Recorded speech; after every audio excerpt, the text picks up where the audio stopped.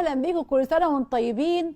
الطعميه من الحاجات برضو الاساسيه، او بعض الناس اللي بتحبها، مش كل الناس صراحه بتاكل طعميه كل يوم، بس بتوحشنا ولازم بنعملها في رمضان. طيب ايه بقى اللي يخلي الطعميه زي بتاعت بره بالظبط؟ عملناها قبل كده مع بعض كتير جدا، وكانت دايما بتطلع ناجحه قوي. من ايه؟ من رغيف العيش. ازاي الكلام ده؟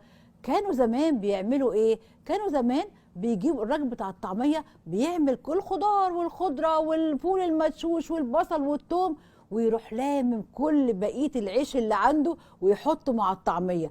احنا كنا فاكرينه ان هو ايه ده عايز يزود الطعميه وخلاص، او عايز تبقى كتير. انما هي طلع فيها سر مهم جدا، ان العيش بيبقى فيه خميره، فالخميره مع الدقيق بيعمل عمليه ربط جوه العيش او جوه العجينه، ويخليها هشه ومنفوشه وكمان مقرمشه. جربي كده واعملي الطريقه دي، بس ما تكتريش العيش.